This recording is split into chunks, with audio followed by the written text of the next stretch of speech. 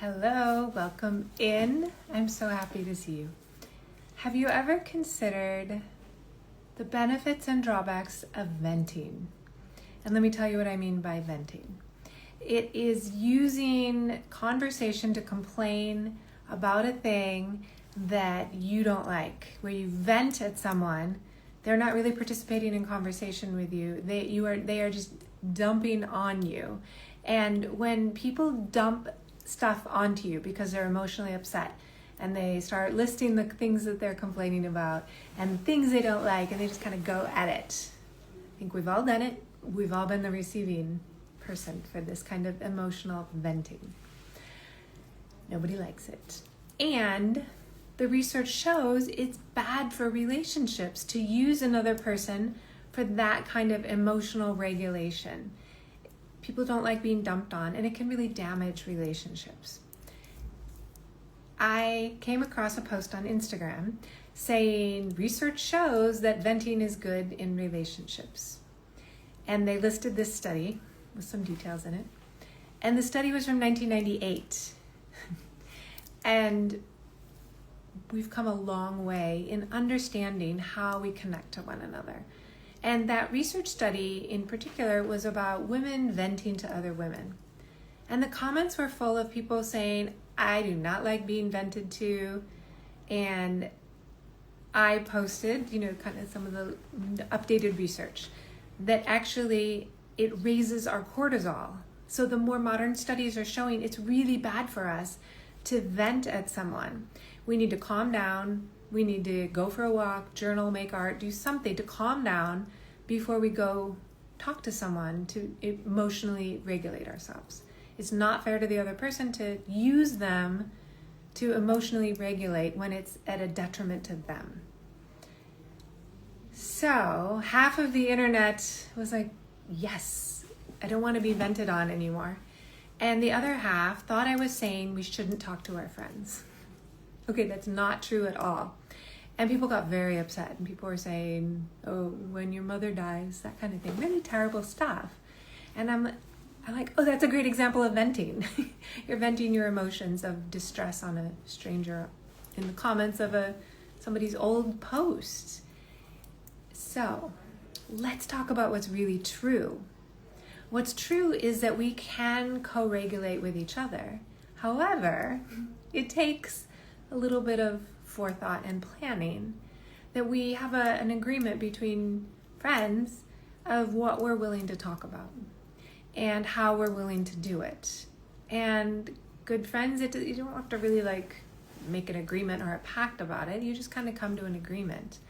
However, it's really helpful to check it out with people and say, I really appreciate that I could tell you all this stuff. How was this? Do you have anything you want to talk about with me? We can ask, do you have the emotional bandwidth for me to complain about something that happened at work? It's fair, and it's supportive and kind. And what the research shows biologically is that when we check in with each other in an honest way, not just dumping, when the communication is back and forth, we really feel good. When someone's listening while you're talking, and then they respond, and it lowers cortisol in everybody. So you can talk and feel better without dumping. The cost of venting towards people is people ultimately do one of two things. They do what the research calls co-ruminate. They'll join with you. Yeah, that's so bad. It's terrible. It's the worst. On and on. Not good. What happens is cortisol level goes up. The other thing that people will do when their cortisol goes up and they don't like being vented to is they'll leave. They'll create, increased boundaries, or they'll end the relationship. Also not great. So, conversation really is the only way through this kind of thing. The idea that we're using someone to vent on to feel better for ourselves creates problems for us going down the road. What happens if I dump on someone to feel better? The next time I feel bad and there's nobody around for me to dump on, what do? It's teaching me that I can't self-regulate and calm myself down. I need someone else to complain to. So it's a terrible feedback system. So if you do the work to practice staying grounded and calm during calm times, then when you're upset, you know the space you want to get to, and you can do that a little bit yourself. You can ask someone for support. There's a lot of ways to navigate this without emotionally dumping or using someone as the object of your emotional dump to feel better yourself. So the mature response is to figure out how to self-soothe in the long run and connect with your friends. It's essential that we stay in community with one another. And that's why I started checking in here every Friday in the pandemic. There weren't a lot of people to connect with because we were isolated from each other. So the idea of connecting slowly, little bit, is essential for our well-being. But the agreements of how we do this include not dumping and venting on one another. I'll give you an example that I experienced. I was at a job and there were several people that really like to complain, problems. Always it was the problems that were happening. And they weren't wrong. They were true complaints and real problems that the workplace needed to address. Absolutely. But over and over, it was the same story in conversation. And more people begin to join that co-rumination about the problem. And you see what happens. All that looking at the problem, nobody's looking at the solutions. Co-ruminating reinforces not just feeling bad or the helplessness depending on someone to self-manage. It also becomes problem-focused. We become extremely ineffective in solving problems when we're only talking about the problem. It's a little bit of a paradox. If there's a thing we don't like, we take a good look at it and we're like, oh, there's all these details about this thing I don't like. The solution side is, what do I want? What's possible? What else might be possible or true? And let me look at that for solutions. So if you're trying to think creatively, co-rumination squashes your creativity. It has nothing to do with creative solutions to either enhance relationships or solve problems at a job. What did I do? Ultimately, I stopped hanging out with those people. I didn't want to sit around complaining because I felt bad. For a while, it's absorbing. Oh yeah, so many problems. Mm-hmm. I didn't like how I felt after that. And ultimately, I just stopped going to those places where people were complaining, and I would go do other things. So my solution was, back up. I joined for a minute, and then I decided to get out of there. So when people are venting at you, you can interrupt. You can say things like, I need to interrupt you for a minute.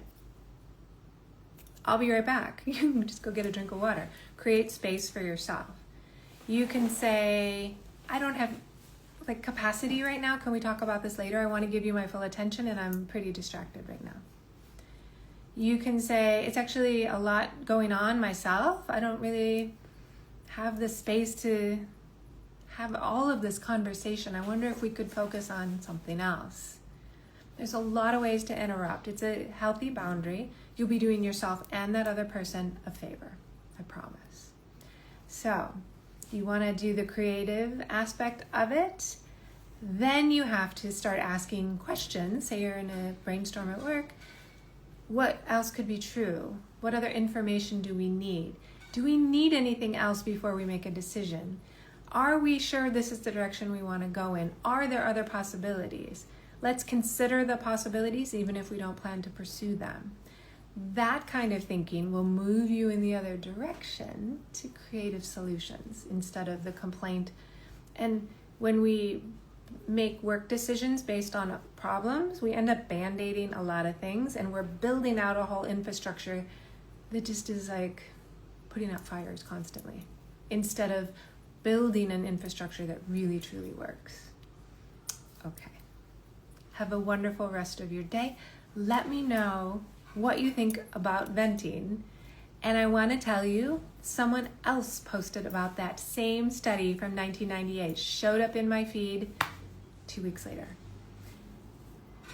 Old research does not help us. The new research will help us understand how to use creativity and solution-focused thinking, both in relationships and at work. All right, I'll see you every Friday at noon Pacific time on Instagram. I have a new podcast that dropped just 2 days ago, and it's a 3-part series. This is number 2, and it's Art as a Neurological Product. It was in your head, now it's on the paper.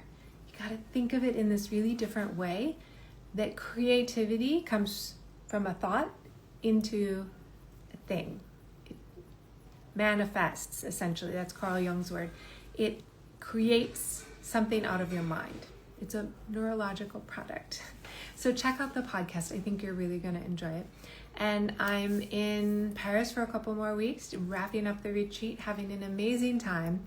And I'll keep posting more things about it. And I will see you same time next week. Take care.